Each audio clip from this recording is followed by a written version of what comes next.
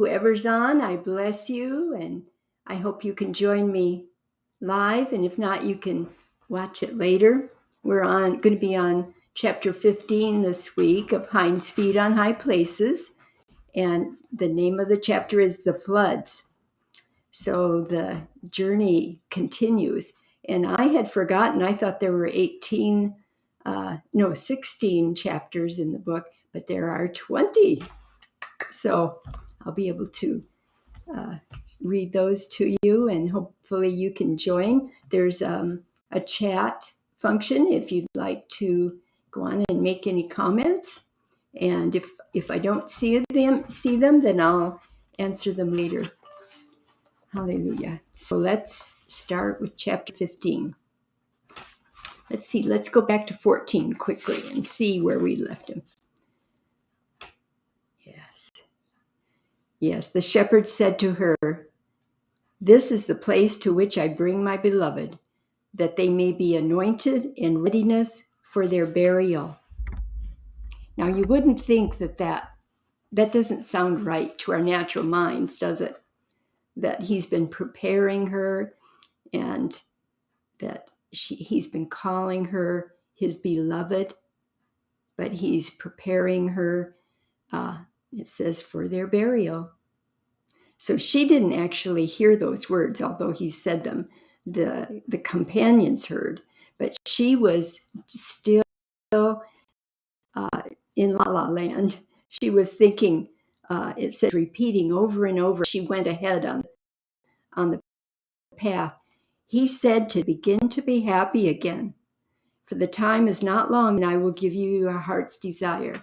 So that just that thrilled her heart to hear that. And yet he also spoke of the burial. So let's see what happens in chapter 15. The path they followed did not go straight up to the heights, but sloped gently up the mountainside. The mist still shrouded everything, and indeed grew a little thicker. All three walked in silence, occupied with different thoughts. Much Afraid was thinking of the promise the shepherd so recently had given her. "Behold, I come quickly, and will give thee thy heart's desire." Suffering and Sorrow, perhaps, were thinking of the answer they had received to the question asked of him at parting. Whether or not this was so, there was no indication, for they walked in complete silence, though the help they gave their lame companion was, had she noticed it, even more gentle and untiring than before. So they're becoming even gentler to her. Why do you think that's happening? I think they had an idea of where they're going, because they did hear the shepherd when he said he was taking them to the place of burial. Toward evening, they came to another log cabin, standing at the side of the path, which the shepherd's secret mark inscribed upon the door, so they knew that they were to rest there for the night. Once inside, they noticed that someone must have been there quite recently, for a fire was burning brightly on the hearth, and a kettle of water was singing on the hob. The table was laid, and bread and fruit upon it. Evidently their arrival had been expected, and these kindly preparations made, but of the one who had thus gone in the way before them there was no sign. They washed themselves and then sat down at the table, gave thanks, and ate of the prepared meal. Then, being weary, they lay down to rest and immediately fell asleep. Who do you think prepared that meal for them and made all the arrangements with the fire? I think it was the shepherd going ahead and preparing the table of the Lord. You could say that. So why do you think the shepherd is able to speak to Much Afraid now, face to face more, where he wasn't able to before? Well, they're growing together. She's beginning to know him, um, and Much Afraid had to finish the uh, travels, the voyage with the shepherd, just the two of them, not Sorrow and Suffering, her companions. Because when it comes down to it, yes, we have friends, we have support and companions, but it comes down to just us and the shepherd, us and Yeshua alone. So let's see what happens.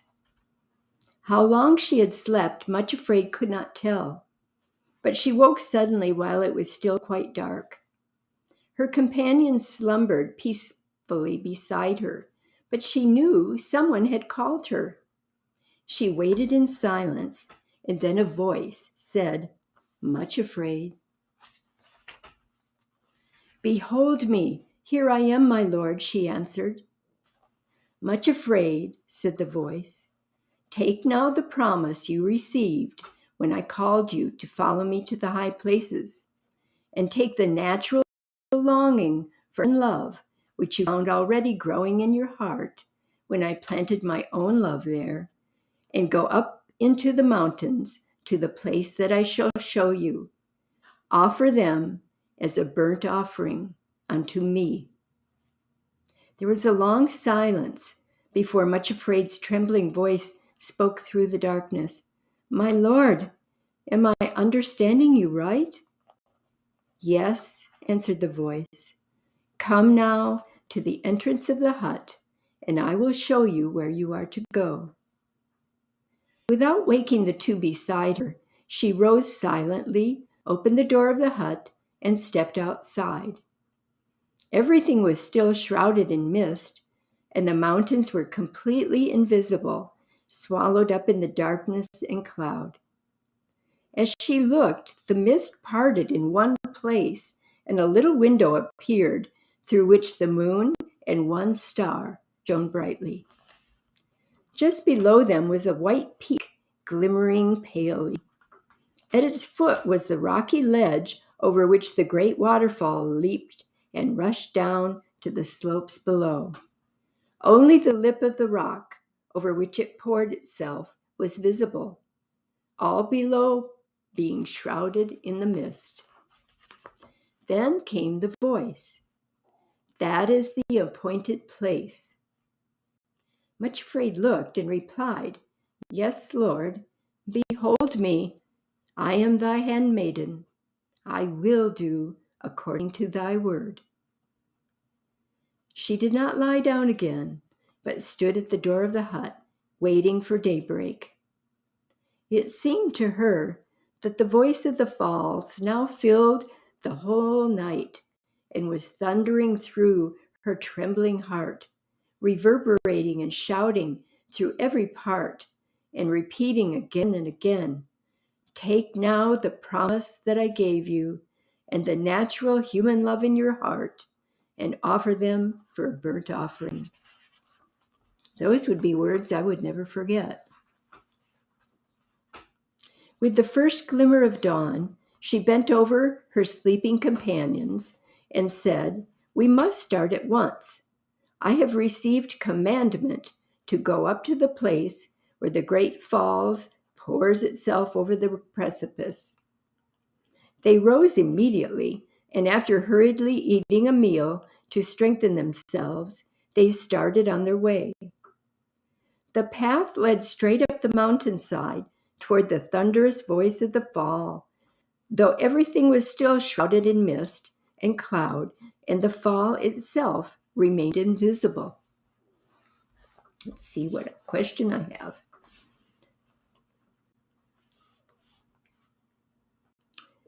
Why did Much Afraid have to lay human love on the altar, do you think? I think it would be because human love is not going to meet our deepest needs. So that was her desire.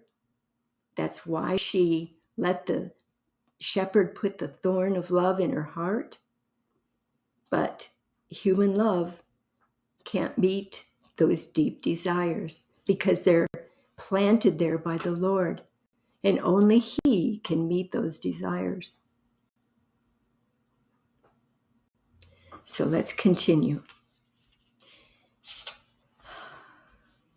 As the hours passed, they continued to climb, though the path was now steeper than ever before. In the distance, thunder began to roll, and flashes of lightning rent the veil of mist. Suddenly, higher up on the path, they heard the sound of running feet, slipping and scraping on the rocks and stones. They stopped and pressed themselves closely to one side of the narrow path to allow the runners to pass.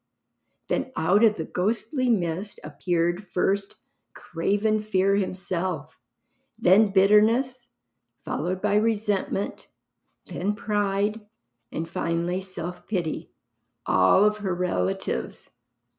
They were running as though for their lives. And as they reached the three women, they shouted, "Back! Turn back at once! The avalanches are falling ahead, and the whole mountainside is shaking as though it will fall too. Run for your lives!" Without waiting for an answer, they clattered roughly past them and fled down the mountainside. My goodness. So the storm actually showed what the family of Fearings were all about. They're shallow cowards, right? And so now they can't go any further up on the high places to try to thwart Much Afraid's journey. They're gone now. So what are we to do? Asked Suffering and Sorrow, apparently at a loss for the very first time on the journey. Shall we turn back to the hut and wait until the avalanches and the storms are over? No, said Much Afraid in a low, steady voice, speaking for the first time since she had called them to rise and follow her. No, we must not turn back. I have received a commandment to go up to the place where the great falls pour over the rock. So this is a different type of Much Afraid speaking now, isn't it? What's the difference, do you think, in her attitude here now that she's just about to the end of the journey? Well, she's strong in her determination to obey and follow the shepherd no matter what. She was wavering before. She was reacting a lot to her own fears and emotions. So are there some things that you know, really know that you know in your heart that are not easily swayed from? Here's one that I know. He will never leave me nor forsake me.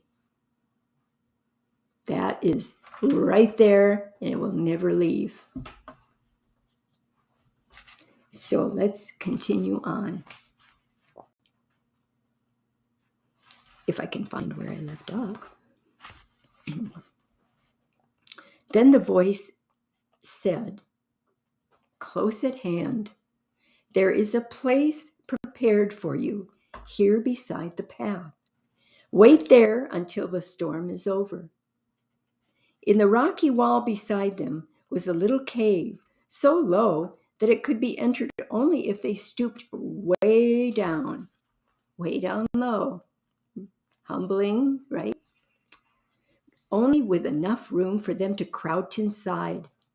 Side by side, they sat huddled together.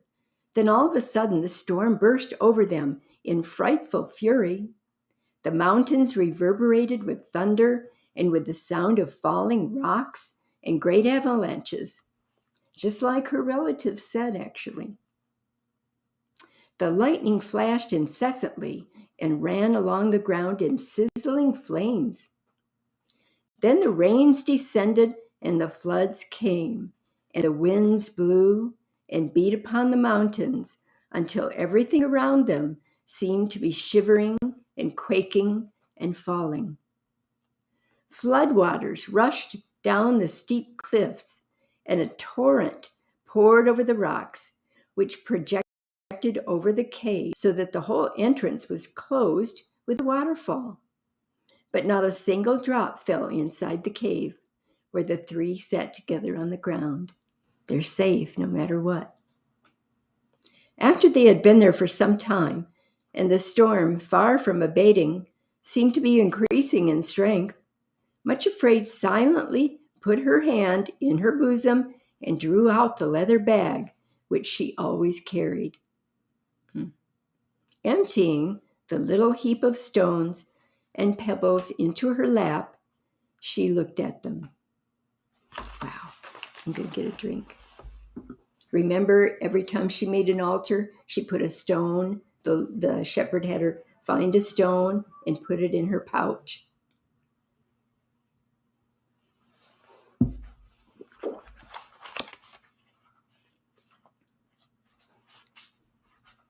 So these were memorial stones from all the altars which she had built along the way, from the time that she stood beside the shepherd at the pool in the beginning and allowed him to plant the thorn in her heart, and all along the journey until that moment of crouching in a narrow cave upon which the whole mountain seemed to be ready to topple. Nothing was left to her but a command to offer up the promise on which she had staked her all, on the strength of which she had started on the journey. She looked at the little pile of stones in her lap and asked herself dully, "Shall I throw them away? Were they not all worthless promises which he gave me on the way up here?" Then with icy fingers, she picked up the first stone and repeated the first words that he had spoken to her beside the pool.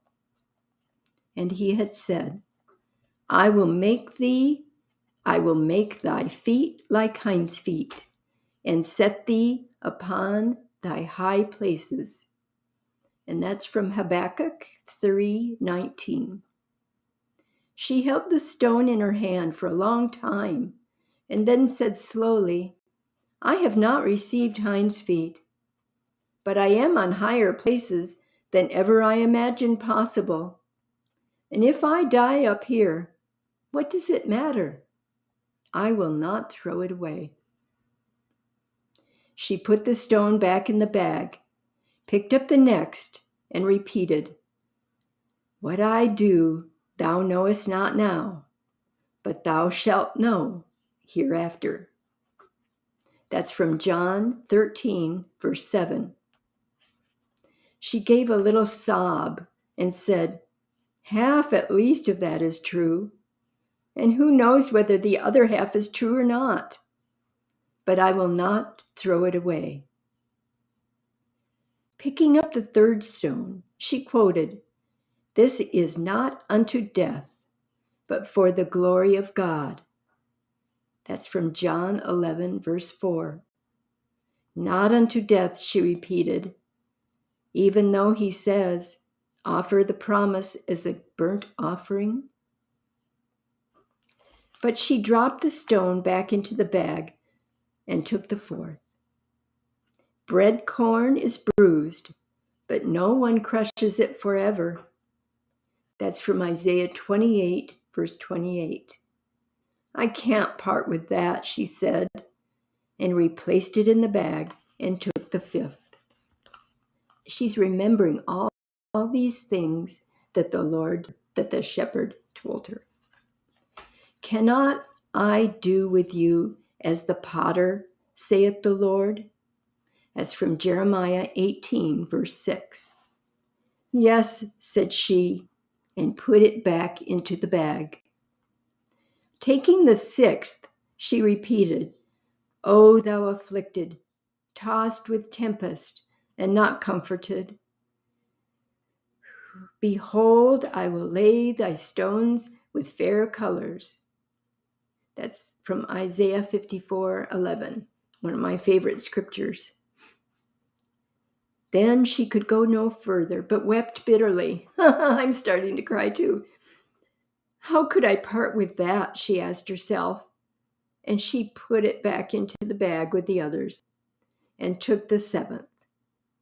My sheep hear my voice, and they follow me. That's from John 10:27. Shall I not throw this one away? She asked herself. Have I really heard his voice? Or have I been deceiving myself all this time? Have you ever asked yourself that? If what you thought you heard from the Lord or felt from the Lord was not the truth, that it didn't turn out? Well, she's asking the question too soon because it's not over. And he is not a man that he should lie. Then as she thought of his face when he gave her that promise, she replaced it in the bag, saying, I will keep it. How can I let it go? And she took the 8th. Now shalt thou see what I will do. That's from Exodus 6, verse 1. Remembering the precipice, which had seemed so terribly impossible, and how he had brought her to the top, she put the stone with the others and took the 9th. God is not a man that he should lie. Hath he said, and shall he not do it? Or hath he spoken, and shall he not make it good? That's from Numbers 23, verse 19. For a very long time she sat trembling with that stone in her hand. But in the end she said, I have already given the only answer possible when I told him, if thou can, thou mayest deceive me. Then she dropped the icy cold little pebble into the bag and took the 10th. Thine ears shall hear a word behind thee, saying, This is the way, walk ye in it, when ye turn to the right hand, and when ye turn to the left. Isaiah 30, verse 21. At that she shuddered, but after a while added, Thou hast a little strength, and hast not denied my name. Hold that fast which thou hast, that no man take thy crown. Revelation 3, verse 8 and 11. Returning the 10th stone to the bag, after a long pause, she picked up an ugly little stone lying on the floor of the cave, and she dropped it in beside the other 10, saying, Though he slay me, yet will I trust in him. That's from Job 13:15. That's the point we have to come to, each one of us, alone.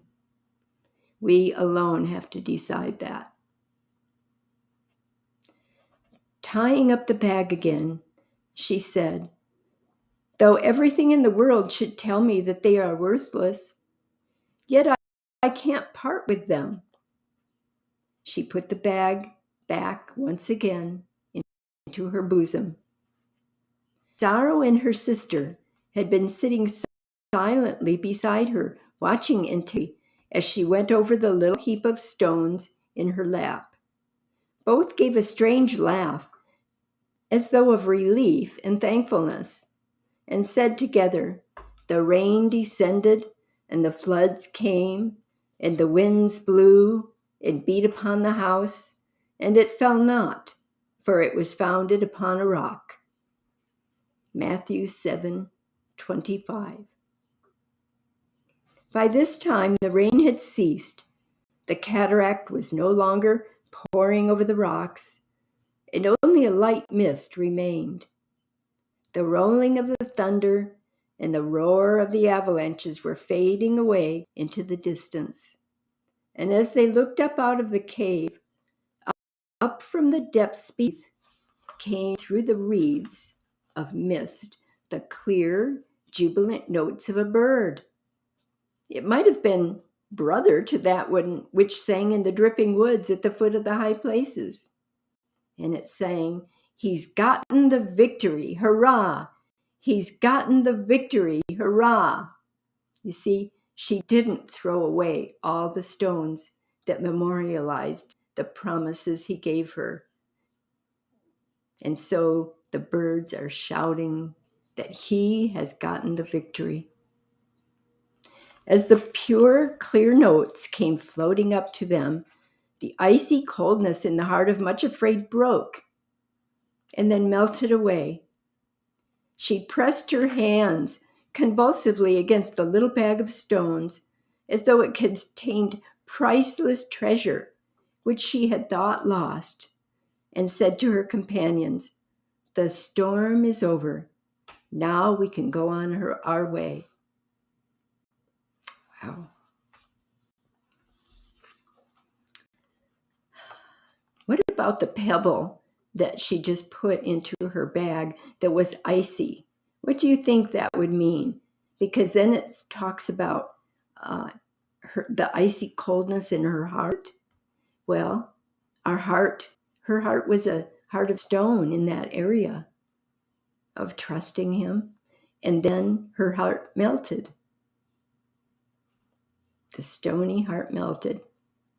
Perhaps the idea of the shepherd deceiving her was the most difficult one to deal with of all the promises, all that he told her. And the fear would be so tremendous. And all she had based her life on and the journey on would be useless then and empty. But by this time in the journey, she had done all she could to surrender to his will. Now it was up to him to finish what he was doing. He knows, you see, he knows our hearts, he knows our strengths and our weaknesses. He knows how to help Much Afraid. Yes, he's bringing her to the brink where she has to make some decisions about believing him or not. But she is learning to surrender to his will. So let's go on.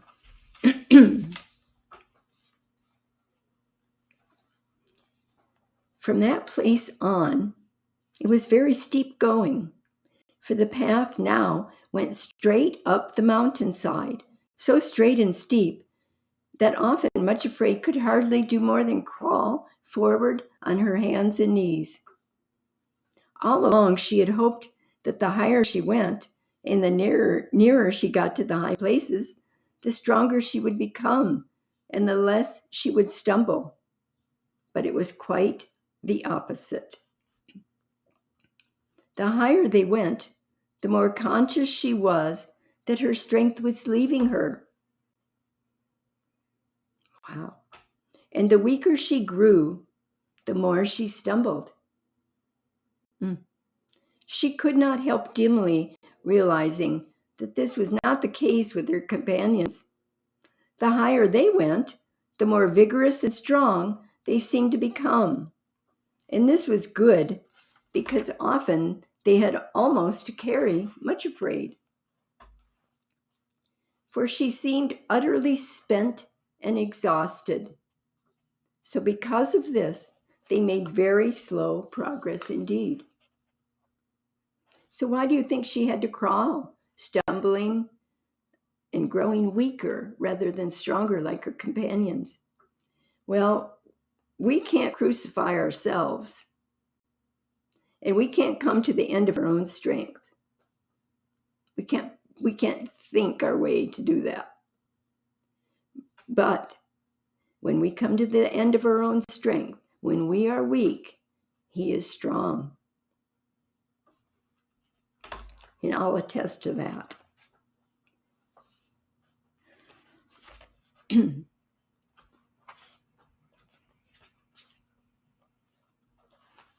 Because they had to almost carry her, they made very slow progress. On the second day, they came to a place where a little hollow in the mountainside formed a tiny plateau. Here, a spring bubbled out of the cliff and trickled across the hollow and down the side of the mountain in a little waterfall. As they paused to rest, the voice said to Much Afraid, "Drink of the brook at the side of the way and be strengthened." So, stooping down at the spring where it bubbled up from between the rocks, she filled her mouth with the water. But as soon as she swallowed it, she found it so burning and bitter that her stomach rejected it altogether. And she was gasping for a moment and unable to retain it. But then she said very quietly and softly through the silence, "My Lord, it is not that I will not, but that I cannot drink of this cup." Wow. So do you think the voice, in other words, we know it's the shepherd, but do you think the voice deceived Much Afraid with the drinking of the water, since he knew the water would be bitter and undrinkable? No, it's because he was continuing his tests and lessons for her good. He was showing her more of what she could not do in her human strength. It's not about our behavior. "There is a tree growing beside this spring of Mara," answered the voice. "Break off a piece of branch, and when you have cast it into the waters, they will be sweetened." Much Afraid looked on the other side of the spring and saw a little stunted thorn tree with but one branch growing on either side of the splintered trunk, like the arms of a cross. They were covered all over with long, sharp spines. Here we have a picture of the cross, and the spines reminds me of the crown of thorns that our Savior wore. Suffering stepped forward and broke off a piece of the thorn tree and brought it to Much Afraid, who took it from her and cast it into the water. On doing this, she stooped her head again to drink. This time, she found that the stinging, burning bitterness was gone, and though the water was not sweet, she could drink it easily. She drank thirstily and found that it must have contained curative properties, for almost at once she was wonderfully refreshed and strengthened. Then she picked up her 12th and last stone, there beside the water of Mara. That's the same name as in the Bible, where the Israelites came to the waters of Mara and they were bitter. She put it into her bag. After they had rested a little while, she was able to resume the journey, and for a time was so much stronger that although the way was even steeper than before, she was not nearly so faint and exhausted.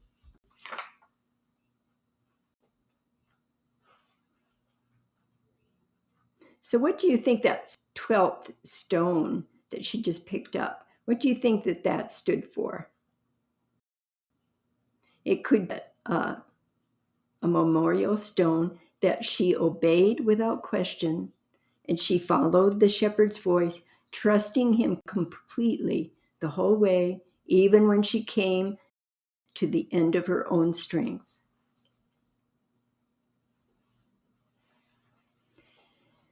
So, where was I? I'll go back a little bit. After they had rested a little while, she was able to resume the journey, and for a time she was so much stronger that although the way was steeper than before, she wasn't so faint and exhausted, and this greatly comforted her, for by that time she had only one desire in her heart, to reach the appointed and fulfill the appointed place and fulfill the command which had been given her before her strength ebbed away altogether. So she felt a pressure. On the third day, oh wow, the third day. On the third day, they lifted up their eyes and saw afar off the great rock cliff and the waterfall.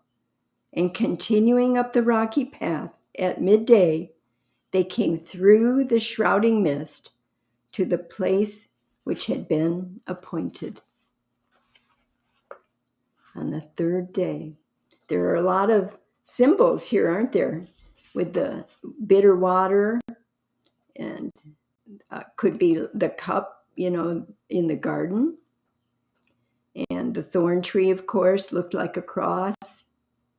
And the thorns themselves, like a crown of thorns that he wore. So now, much afraid, obeyed him without question.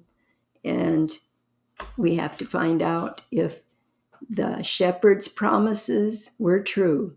But we already know, don't we, that he is not a man that he could lie. And he will never forsake us, ever. Never leave us. So the next chapter is chapter 16. And the title is Grave on the Mountains. Wow. Well, I think I did pretty good. I only cried once today. And that was wonderful to read. I just love it. It's been so many years since I read the book. And, even though we may learn the lessons, because I learned the lessons in this book many, many years ago, decades. But here I am at my age going through this once more.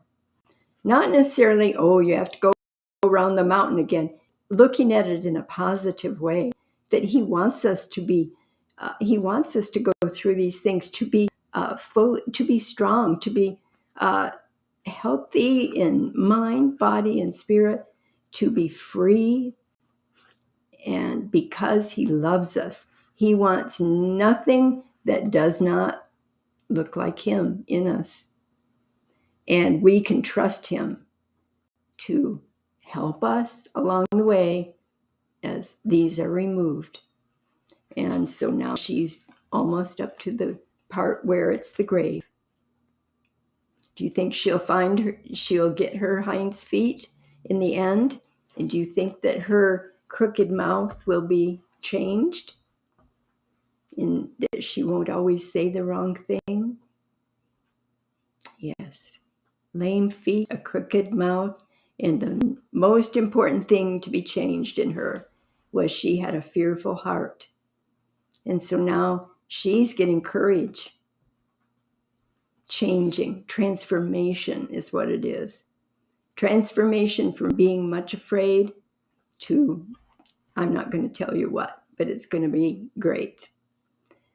Well, I'm going to say goodbye now, and it's been so nice to read this to you, and I trust that some of you will come on later and watch it and be blessed, because I give it to you in love. And if you do have it on your heart to give, I would love that also.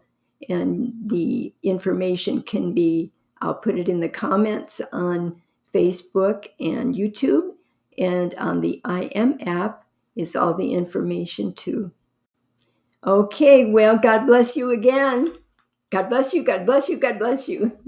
And I'll see you next week. Okay, bye-bye.